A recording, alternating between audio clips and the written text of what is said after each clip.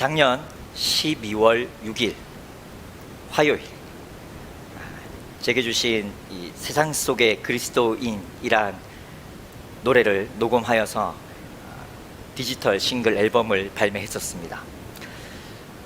발매 후에 유튜브에 올릴 영상을 한글 가사를 달아서 간단하게 만들었고요.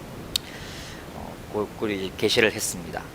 그런데 이 영상을 만들면서 영어 자막 버전도 하나 만들어야겠다. 왜냐하면 이제 유튜브에 올라가면 우리 한국 사람만 보는 게 아니라 외국 사람들로 시청을 하기 때문에 그들에게도 이 메시지를 좀 전하고 싶다는 생각이 들어서 영어 가사를 만들어야겠다라고 또 생각을 했습니다. 그래서 일단 제게 있는 짧은 영어의 지식과 그리고 우리의 영원한 친구인 구글 번역기를 사용해서 그 도움을 받아서 나름대로 이제 이 세상 속의 그리스도인이라는 노래의 영어 가사 번안한 것을 만들어 보았습니다. 그래서 이 번안된 가사를 가지고 점검하기 위해서 제가 손정열 집사님과 장인실 집사님께 조언을 구했습니다. 근데 이 과정 속에서 저는 개인적으로 좀 새로운 사실 하나를 알게 되었습니다. 여러분도 이제 아시다시피 이 세상 속의 그리스도인의 후렴 가사에는 이 다움이라는 이 단어가 그리스도인다움, 성도다움, 교회다움이라는 이 순서로 이제 그 의미가 좀 이렇게 확장되게끔 배치를 했습니다. 그런데 이 다움이라는 이 단어를 영어로 표현하는 것이 여간 쉬운 일이 아니었습니다. 이 노래 가사라는 특성상 이제 긴 문장이 아니라 이 함축적 의미가 포함된 단어를 찾아야 했거든요. 그런데 제가 이제 이 가사를 쓰면서 이 다움이라는 단어에 부여하고 싶었던 의미가 가장 적절하게 담긴 영어 단어를 찾기가 쉽지 않았다는 것입니다. 그래서 알게 되었습니다. 이 다움이라는 이 단어가 한 가지로 정의할 수 없는 참 다양하고 넓고 깊은 의미가 담긴 단어이구나. 이런 것을 좀 알게 됐습니다. 그리고 이어서 이제 한 가지 질문이 떠오릅니다. 그러면 이 다움을 어떻게 설명해야 될까? 만약 누군가가 이 노래를 듣고 저에게 그리스도인 다움이란 구체적으로 어떤 거예요? 성도 다움은 뭐예요? 교회 다움이란 무엇을 말하는 건가요? 라고 묻는다면 나는 어떻게 대답해 줄까? 이런 것을 좀 고민하게 됐습니다. 그런데 공교롭게도 음원을 발매하고 나서 제가 다니는 학교에서 이 곡을 들어보신 한 학우 한 분이 저에게 와서 실제로 이 질문을 하셨습니다. 그래서 순간 좀 당황했지만 저희 담임 목사님의 이 몸부림 신학을 곁들여서 제 나름대로 최대한 이제 답을 해드렸는데 씁쓸합니다. 뭔가 깨운치 않습니다. 뭔가 확실하게 확 하는 이런 답을 드리지 못한 것 같아서 좀 깨운치 않았습니다. 그래서 그 이유가 아직 저 스스로도 이 가사를 만든 저도 제 안에서 이 다움이 뭘까라는 이 질문에 뭔가 명확한 답이 준비되어 있지 않았기 때문이죠. 그래서 한동안 다움이라는 단어에 꽂혀가지고 엄청나게 씨름을 했습니다. 그러던 중에 지난 1월 27일 금요일 큐티 중에 이 막막했던 질문을 시원하게 뚫을 만한 답을 찾았습니다. 오늘 저희가 함께 읽은 구절이 그날 큐티 본문의 일부 부분인데요. 큐티 하시는 분, 지금 매일 성경으로 같이 큐티를 하고 계신 분들 아시겠지만 큐티 책의 오른쪽은 성경 구절이 나와 있고 왼쪽에는 이제 간단한 설명들이 나와 있습니다. 그래서 그날 13절에 대한 설명을 딱 읽어보니 이렇게 적혀 있었습니다. 한번 보시죠. 세상과의 다름, 예수를 따름이 다움을 결정합니다. 박해당하는 현실 가운데서도 타협하지 않고 꿋꿋이 정체성을 지키는 삶이 다움입니다. 여러분, 세상과의 다름과 예수를 따름이 다움을 결정합니다. 이 너무나 놀라운 라임이 아닙니까? 이 라임이 너무 저한테 확 와닿았습니다. 다름, 따름, 다움. 그래서 여기에 확 꽂혔고 이것이 너무 확 와닿아서 이 다음이란 무엇인가에 대해서 제가 이 질문에 이제 확 뚫린 느낌을 받았죠. 그리고 결론적으로 만약 누군가가 다음이 무엇이에요 묻는다면 저는 이제 이렇게 대답할 준비가 되었습니다. 정체성을 지키는 삶이 다음입니다 라고요. 어쨌든 이렇게 제 나름대로 이 질문에 대한 답을 찾은 이 깨어남을 느낀 후에 이제 큐티를 위해서 그날 본문의 말씀을 천천히 읽고 묵상하면서 이제 깨달은 말씀들을 오늘 여러분과 나누려고 합니다. 자, 오늘 저희가 읽은 이 마태복음은 여기에서 좀 중요한 단어는 여러 가지가 있지만 그 중에 저는 천국이라는 단어를 여러분들에게 말씀드리고 싶습니다. 예수님께서 마태복음 4장 17절에서 첫 사역을 시작하실 때 제일 처음 선포하신 말씀이 바로 회개하라 천국이 가까이 왔느니라 입니다. 회개하라, 돌이켜라. 왜? 천국이 가까이 왔기 때문입니다.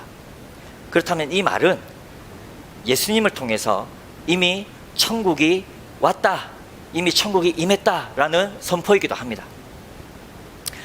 예수님을 통해 천국이 이미 우리에게 임했다라는 이 천국 복음을 전하기 위해서 예수님은 이제 이후에 18절부터 제자들을 부르시고요. 그리고 이후에 13절부터는 세상 속으로 들어가서 백성들을 가르치시고 전파하시고 치유하시며 천국 백성을 부르시는 일을 하십니다. 그리고 이제 이어지는 이 마태복음 5장에서 7장까지는 기독교 윤리의 집대성이라고 불리는, 우리가 너무나 잘 아는 바로 산상수훈의 장입니다. 산상수훈의 핵심은 팔복입니다. 5장부터 시작되는. 그래서 이 팔복에 대해서 우리는 좀 이제 세상 속에서 우리가 사는 동안에 받는 복이라고 이제 좀 이해하기 쉬운데요. 조금 더 말씀드리면 궁극적으로는 천국 백성으로서 이 천국 백성의 본향인 천국으로 다시 돌아가서 그곳에서 받게 될 종말론적인 복이라고 이해하는 것이 조금 더 타당합니다.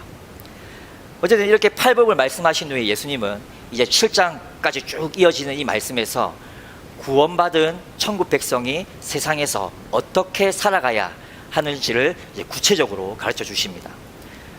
그 중에 하나가 우리 지난주에 목사님께서 본문으로 택하셨던 살인과 이혼, 간음에 관한 이런 부분들을 말이죠. 어쨌든 결론적으로 마태복음 5장에서 7장까지 이 산상수훈의 말씀은 천국 백성으로서 세상 속에서 살아갈 때 겪게 될 박해 중에도 품어야 할 소망과 천국 백성다운 절대적인 삶의 지표와 기준을 제시해주는 말씀인 것입니다. 그렇다면 다시 오늘 우리가 읽은 본문으로 돌아와서 이 본문에서 이러한 산상수훈의 가르침을 듣기 위해 모인 제자들과 무리들에게 예수님은 천국 백성의 정체성을 바로 소금과 빛이라고 말씀해 주십니다. 세상의 소금 그리고 세상의 빛, 이것은 무엇인가에 대해서는 이미 많은 설교자들이 그들의 탁월한 설명과 또 설교로서 이렇게 알려져 있고, 또 이 구절에 대한 큐티를 통해서도 여러분들이 이제 쉽게 배울 수 있기 때문에 저는 여기서 이것에 관해서는 따로 말씀드리지 않겠습니다. 저는 오늘 본문을 통해서 이 그리스도인 다음을 묵상하면서 나누고 싶은 게 있는데, 그 첫 번째는 그리스도인 다음으로 살 때 맛을 잃을 수 있고 빛이 가려질 수 있음에 주의해야 한다는 것입니다. 오늘 저희 본문의 13절을 다시 한번 같이 읽어볼까요? 13절입니다. 시작. 너희는 세상의 소금이니 소금이 만일 그 맛을 잃으면 무엇으로 짜게 하리요? 후에는 아무 쓸데없어 다만 밖에 버려져 사람에게 밟힐 뿐이니라. 아멘. 예수님을 믿고 그리스도인이 된 저와 여러분은 일단 먼저 소금이 되려고 노력하는 사람이 아니라는 사실을 알아야겠습니다. 우리는 이미 소금입니다. 그런데 오늘 말씀의 강조점은 이 13절의 후반부에 있습니다. 소금은 맛을 잃을 수 있다는 겁니다. 그래서 이 13절의 말씀은, 야, 너희는 이제 세상의 소금이야. 이제 소금의 역할을 잘 감당하면서 살아보자. 화이팅! 의 뉘앙스가 전부는 아닙니다.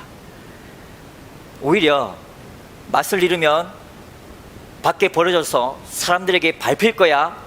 맛을 잃지 않게 조심해. 라는 경고의 말씀으로 보는 것이 더 타당합니다. 그리고 이어서 14절 15절도 같이 한번 읽어보겠습니다. 시작. 너희는 세상의 빛이라. 산 위에 있는 동네가 숨겨지지 못할 것이요 사람이 등불을 켜서 말 아래에 두지 아니하고 등경 위에 두나니 이러므로 집안 모든 사람에게 비치느니라. 아멘. 예수님을 구주로 영접하고 그의 말씀을 믿음으로 내 안에 생겨난 예수의 빛, 그리고 복음의 빛, 이 생명의 빛은 절대 꺼지지 않습니다. 그리고 이 빛은 결코 숨길 수 없습니다. 마치 한치 앞도 안 보이는 이 캄캄한 어둠 속에서 그 밤에 저 멀리 보이는 산 위의 동네의 환한 불빛처럼 말입니다. 그래서 이 빛은 바로 사람들이 주목하게 되는 빛입니다. 모두가 주목하는 이 생명의 빛이 바로 저와 여러분 안에 있다는 말씀입니다. 그런데 앞서 13절에서 경고하셨던 것처럼 소금이 맛을 잃을 수 있듯이 이 빛도 가려질 수 있습니다. 그래서 빛에 대한 이 말씀도 내게 있는 빛으로 이 어두운 세상을 비추며 살아가자. 화이팅! 이 전부는 아닙니다. 13절처럼 등불을 말 아래에 두면 빛이 가려져서 사람들이 빛을 볼 수 없잖아. 그러니 빛이 가려지지 않도록 조심해야 돼. 라는 경고의 말씀으로 보는 것이 더 타당하겠습니다. 그런데 사실 이러한 지금 이 경고의 말씀이라는 이 뉘앙스는 여기만 나오는 게 아니라 벌써 앞서 산상수훈의 팔복을 말씀하시면서부터 이미 시작되었습니다. 왜냐하면 이 팔복의 말씀에서 예수님은 신령이 가난한 자, 애통하는 자, 온유한 자, 의에 줄이고 목마른 자, 긍휼히 여기는 자, 그러면 화평하게 하는 자, 마음이 청결하게 하는 자, 의를 위해 박해받는 자들이 받는 복이 이러이러하니 이 복을 받기 위해서 우리 열심히 살아보자. 화이팅! 더 아니라는 겁니다. 물론 그런 뉘앙스도 있지만 그게 전부는 아니에요. 그래서 이 팔복의 강조점이 바로 11절 12절에 있습니다. 우리 앞에 있는 화면을 한번 같이 읽어보실까요? 시작. 나로 말미암아 너희를 욕하고 박해하고 거짓으로 너희를 거슬러 모든 악한 말을 할 때에는 너희에게 복이 있나니 기뻐하고 즐거워하라. 하늘에서 너희의 상이 큼이라. 너희 전에 있던 선지자들도 이같이 박해하였느니라. 팔복을 말씀하신 후에 이어져 나온 말씀입니다. 무슨 말일까요? 예수님을 믿으면 박해가 있다는 말입니다. 믿음 때문에, 예수님을 믿기 때문에, 예수님 때문에 너희가 욕을 먹고 박해를 받을 것이라는 경고의 말씀입니다. 그런데 예수님은 이것을 복이라고 하셨습니다. 더 나아가서 12절에는 너희가 박해를 받으면 기뻐하고 즐거워하라고 말씀하십니다. 왜냐하면 환난과 박해가 있는 이 험난한 세상 속에서 앞서 말씀하셨던 이 팔복의 마음가짐과 이 생각과 그런 태도로 살면서 너희의 믿음을 끝까지 지키고 견디면 결국 이후에 돌아갈 천국에서 너희가 받을 상이 크기 때문입니다. 그리고 앞서서 너희의 믿음의 선진들도 이렇게 살았어. 그리고 우리는 잘 알죠. 예수님도 당신이 가르치시고 말씀하신 대로 그렇게 사셨다는 거예요. 자, 이렇게 본문에서 맛을 잃지 않도록, 빛이 가려지지 않도록 조심하라는 이 경고의 말씀들을 받아들이게 된다면 이제 우리는 한 가지 의문 앞에 서게 됩니다. 예수를 믿음으로 이미 우리는 소금이고 이미 빛인데 이 소금의 본연의 맛을 잃어버리게 하는 불순물들은 뭘까? 이 빛을 가리는 방해물들은 무엇일까? 이러한 질문을 품고 다시 이 마태복음 5장부터 7장까지 천천히 한번 꼼꼼히 읽어보니 저는 개인적으로 이러한 결론에 이르게 되었습니다. 그래서 그리스도인 다음을 묵상하면서 여러분과 나누고 싶은 두 번째는, 그리스도인 다음으로 살려면 마음과 생각을 지켜야 한다 입니다. 이 팔복에 해당하는 8가지와 5장 21절부터 이어지는 천국 백성으로서의 이 삶의 구체적인 기준들을 가만히 보면 이 마음과 생각에 관련되어 있다는 것을 알 수 있습니다. 팔복의 심령, 애통, 온유, 의, 긍휼, 마음의 청결, 화평케함, 그리고 우리를 위해 박해받음, 이러한 모든 것들이 가만히 보면 마음과 생각과 관련되어 있습니다. 그리고 5장 21절부터 쭉 이어지는 말씀 중에서 살인은 노함으로부터 시작되고요, 간음은 음욕을 품음으로부터 시작됩니다. 왜 아내를 버리라 할까요? 왜 맹세하려 할까요? 왜 당한 대로 갚아주려고 할까요? 그리고 이웃을 사랑하려면 어떻게 해야 할까요? 목숨을 위해서 무엇을 먹을까, 무엇을 입을까, 몸을 위해서 무엇을 입을까 하는 이러한 염려도, 내 눈 속에 들보를 보지 못한 채 상대방의 눈에 있는 티를 보면서 판단하는 것도 모두 마음과 생각에서부터 시작되는 것입니다. 이러한 결론에 다다르자 마음속에서, 제 가슴속 깊은 곳에서 확 쳐고 올라오는 말씀 한 구절이 있습니다. 함께 읽겠습니다. 시작. 모든 지킬 만한 것 중에 더욱 내 마음을 지키라. 생명의 근원이 이에서 남이니라. 아멘. 우리가 너무나 잘 알고 또 너무나 좋아하는 말씀입니다. 그런데 이 말씀은 이 첫 구절, 모든 지킬 만한 것 중에 라는 이 문장을 이 원어의 이해에 따라서 이 문장은 3가지로 해석이 가능합니다. 첫 번째는 세상에서 지켜야 한다고 생각하는 모든 것들 중에 먼저 내 마음을 지켜라 라고 해석할 수 있고요. 그리고 두 번째로 네가 할 수 있는 모든 힘과 방법을 총동원해서 내 마음을 지켜라 라고도 이해할 수 있습니다. 그리고 세 번째로 모든 것으로부터, 다시 말해서 모든 상황과 환경에서부터 너의 마음을 지켜라 라고도 이해할 수 있습니다. 잠언의 지혜자가 이렇게 마음을 지키는 것을 강조한 이유는 바로 생명의 근원이 마음에서부터 시작되기 때문입니다. 여기서 이 근원이라는 이 말은 마르지 않는 원천, 나아가는 문이라는 뜻을 가지고 있는데요, 즉 사람의 생명과 이 삶을 활력 있게 지속시키는 것은 바로 마음으로부터 시작된다는 것입니다. 그리고 이렇게 마음을 지키게 되면 나만 사는 것이 아니라 다른 사람도 살리게 되죠. 저는 이와 관련해서 제가 섬기는 아이다움 친구들에게 자주 이렇게 설명합니다. 마음에서 생각으로, 생각에서 말로, 말이 행동으로, 그리고 행동이 습관으로. 한선아 기억나니? 예, 사람의 행동이 어떻게 나타나게 되는지 일반적으로 설명한 것입니다. 앞서 읽은 이 잠언의 이 말씀을 통해서도, 그리고 일반적으로 사람들이 생각하는 이런 일반적인 지식을 통해서도 우리의 모든 삶은, 모든 행동은 바로 마음으로부터 시작되는 것임을 분명하게 알 수 있는 것입니다.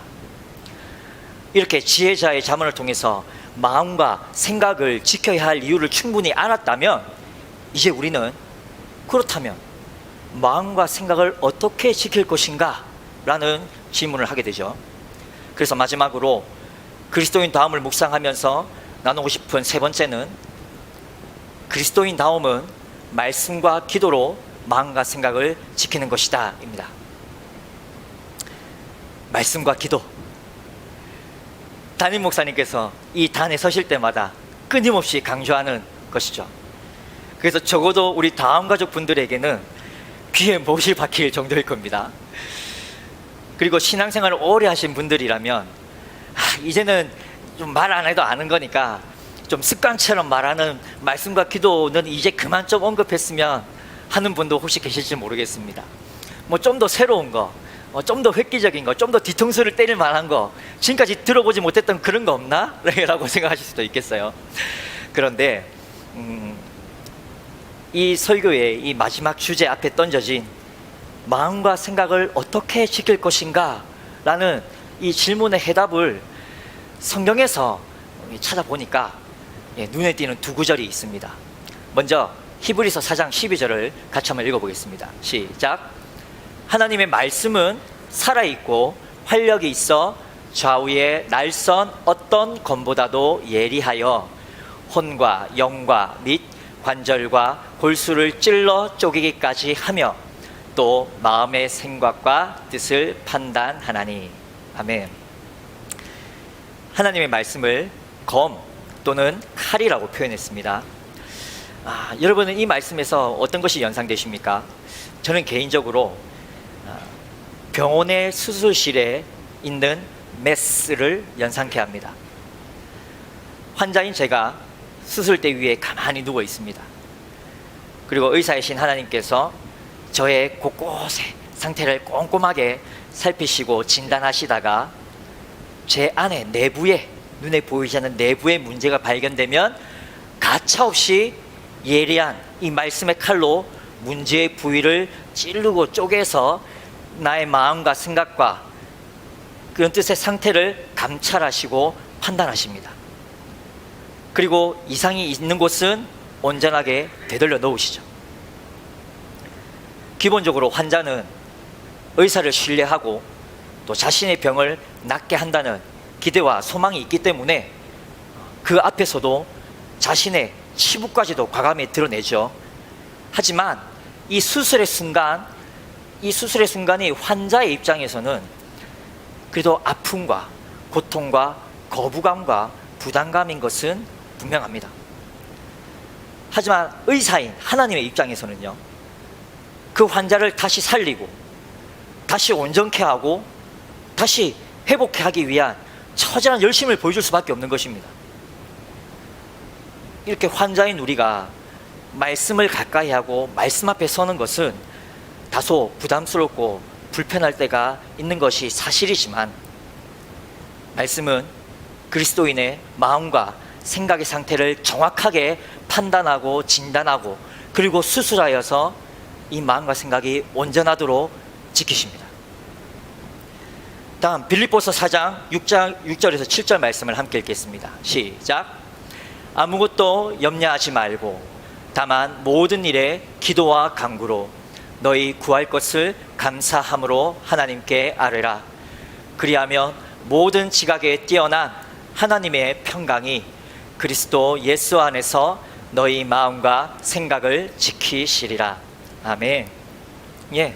모든 일에 기도와 간구로 감사함으로 하나님께 아뢰라고 말씀하시는데요, 여기서 이 기도와 간구라는 비슷한 의미의 단어가 연속해서 쓰였습니다. 근데 이 두 단어의 기본적인 의미는 비슷합니다. 그런데 이 단어들의 원어가 성경의 다른 곳에서 쓰여진 이 사용된 이 예들을 한번 살펴보면 어느 정도 구분은 할 수 있습니다. 첫 번째 나오는 기도는 쉽게 말하면 하나님께 예배하는 마음으로 드리는 기도라고 말할 수 있겠고요. 그리고 뒤에 나오는 간구는 하나님께 필요한 것을 요청하며 구하는 기도라고 말할 수 있겠습니다. 그래서 모든 일에 기도와 간구로라는 말은 다시 말하면 모든 일에 하나님을 경외하고 경배하고 찬양하는 마음으로 세상 속에서 그리스도인답게 살기 위해서 필요한 것들을 요청하라 라는 말입니다. 저는 이 말을 저희 말로 다시 이렇게 표현하고 싶습니다. 먼저 나왔던 기도는 응답의 기도, 우리가 응답해 드리는 기도. 그리고 뒤에 나왔던 간구는 응답을 바라고 요청하는 기도라고 말이죠. 어쨌든 중요한 것은 이렇게 기도와 간구로 나아갈 때 지속적인 감사함으로 기도해야 하는 겁니다. 여기서 아뢰라라는 말씀이 나오는데요, 이 아뢰라라는 단어는 원어에서는 바로 지속적으로 알린다라는 뜻을 가지고 있거든요. 그리고 요청하는 기도의 내용에 감사함으로 나아간다라는 것은 주신 자도 하나님이시고 가져가신 자도 하나님이십니다라는 바로 하나님의 주권 사상을 드러내는 것이고, 또 하나님의 때에 따라 신실하게 나의 요청에 응답하실 하나님을 향한 신뢰를 드러내는 것입니다. 이렇게 염려 대신에 감사함의 기도로 나아가면 모든 지각이 뛰어난, 즉 우리 인간의 이성과 지혜로는 다 결코 이해할 수도 없고 또한 경험해 본 적도 없는, 세상이 줄 수도 없는 하나님의 평강이 바로 그리스도 구주 예수 안에서 우리의 마음과 생각을 지키십니다. 할렐루야. 예, 이렇게 성경의 두 구절만 봐도 우리의 마음과 생각을 지키는 것은 말씀과 기도라는 것을 확실히 알 수 있습니다. 그래서 말씀과 기도를 반복해서 말할 수밖에 없는 것이죠. 근데 여러분, 이론과 실제는 다르다라는 말들을 많이 들어보셨을 겁니다. 마찬가지로 말씀과 기도로 살아야 된다는 말이 맞다는 것은 누구나 인정합니다. 그런데 실제 삶의 현장은 말씀과 기도만으로는 안 된다라고 혹자는 말하기도 합니다. 그런데 말씀과 기도만으로는 안 된다라고 말하는 이 혹자는 말씀과 기도로 살아야 된다는 이 말을 온전히 다 이해하고 그렇게 비판하는 것은 아닌 것 같습니다. 무슨 말이냐면, 말씀과 기도로 살아야 한다라는 이 말은 우리가 인생에서 겪을 수 있는 수많은 사건과 수많은 상황 속에서 말씀만 보고 오로지 기도만 하는 말이 아님을 우리 너무나 잘 알고 있잖아요. 말씀과 기도로 살아야 된다는 이 말은 말씀과 기도가 기초로 된 삶이 되었을 때에 성령님이 그분의 조명하심으로, 그분의 도우심으로 순간순간 때를 따라 돕는 은혜와 지혜를 주신다는 겁니다. 그것은 때로 사람으로 나타나기도 하고요, 때로는 물질로 나타나기도 하고, 때로는 상황으로 나타나기도 합니다. 분명히 하나님은 이런 것들을 통해서 일하시는 분이십니다. 마찬가지로 우리의 마음과 생각을 지키는 것은 말씀과 기도로 그리스도 예수 안에서 성령님의 도우심으로 가능한 것입니다. 이렇게 말씀과 기도가 기초가 되면 우리의 감정이 마음을 뚫고 올라나와서 입 밖으로 뭔가를 내뱉으려고 하는 그 순간에도 이러면 안 되지 라고 이렇게 한 번 더 생각하게 하시고 붙들어 주시고요, 또 손이 확 나오려 하는 이 순간에도 잠깐 폭력 멈춰 라는 이런 말씀으로 우리의 마음, 우리의 행동을 멈추게 하십니다. 이것을 실제로 진짜로 경험해 본 사람은 이게 내 힘으로 하는 것이 아니라는 것을 분명하게 압니다. 개인적으로 저는 이것을 분명하게 너무나 잘 알고 있습니다. 그래서 말씀과 기도만으로는 안 된다라는 이 혹자에게 저는 이런 말을 해주면서 이 설교를 마무리하고 싶습니다. 앞에 한번 보실까요? 주먹 하나만으로 싸울 수 있다고 하지 않겠다. 하지만 주먹 하나의 힘을 얕보지 마라. 뭔가 좀 중의한 대사죠. 근데 이 말은 어떠한 게임 내에서 주먹만으로만 싸우는 캐릭터가 한 유명한 대사입니다. 저는 이 대사를 빌려서 그 혹자에게 이렇게 말해주고 싶습니다. 오늘 저는 이 설교를 통해서 마음과 생각을 지키는데 말씀과 기도로만 할 수 있다고 말하지 않았습니다. 하지만 말씀과 기도의 힘을 얕보지 마십시오. 이 말씀을 정리하겠습니다. 예수님을 구주로 영접하고 믿음으로 살아가는 우리는 천국에 본향을 둔 천국 백성입니다. 이 세상에서 잠시 나그네로 살다 가지만 하나님이 허락하신 이 땅의 삶 또한 우리 각자에게는 너무나 소중한 것이잖아요. 내가 사랑하고 또 나를 사랑해주는 사람들이 있고, 또 내가 존재한다는 것만으로도, 내가 살아있다는 것만으로도 어느 누군가에게는 삶의 의미가 되기에 우리는 결코 대충 되는 대로 또 마음 가는 대로 살아갈 수는 없습니다. 그래서 예수님은 천국 백성답게 그리스도인 다음으로 살라고 저와 여러분을 소금과 빛으로 부르셨습니다. 요한복음 14장 12절에 보시면 예수님은 나를 믿는 자가 내가 하는 일을 그도 할 것이요 그보다 더 큰 일도 할 것이다 라고 하셨습니다. 이렇게 믿음으로 예수님보다 더 큰 일을 행할 너무나 가치 있는 존재로 저와 여러분을 부르셨지만 우리의 마음과 생각을 지키지 못함으로 오히려 땅에 버려져서 사람들에게 밟히고 또 그 빛이 가려워질 수 있다는 것을 저는 오늘 말씀을 통해서 배웠습니다. 이 경고의 말씀 앞에서 우리의 마음과 생각을 지키기 위해서 말씀과 기도를 붙들어야 한다는 것을 이미 잘 알고 또 믿음으로 예수 안에서 그렇게 여전히 몸부림치고 계신 우리 다음 가족분들에게 다시 한번 이 마음과 생각을 지키기 위해서 말씀과 기도를 붙들어야 합니다 라고 권면해 드렸습니다. 참 쉴 틈 없고 너무나 정신없는 이 세상을 살아가는 가운데서도 말씀을 가까이 하려고 몸부림치는 우리 다음 가족들의 몸부림침을 저는 매일 교회 단톡을 통해서 확인하고 있습니다.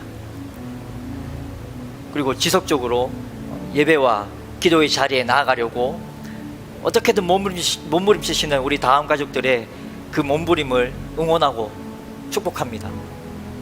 그래서 오늘 이 설교가 그렇게 나름대로 애써 몸부림치고 있는 여러분들에게 더욱 책찍질을 하는 그런 말씀이 아니기를 원합니다.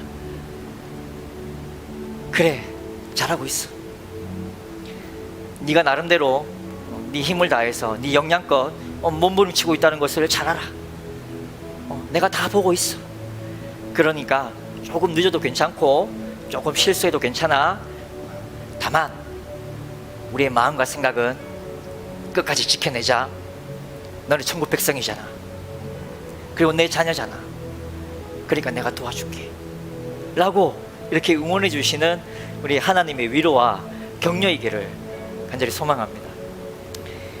이렇게 말씀을 의지하여서 정한 이 기도의 자리에 나와서 부르짖고 또 다시 일상으로 돌아가 천국 백성다운 삶을 살려고 몸부림치는 여러분의 모습이 바로 세상과는 다름이고 예수를 따름이며 그리스도인 다움입니다.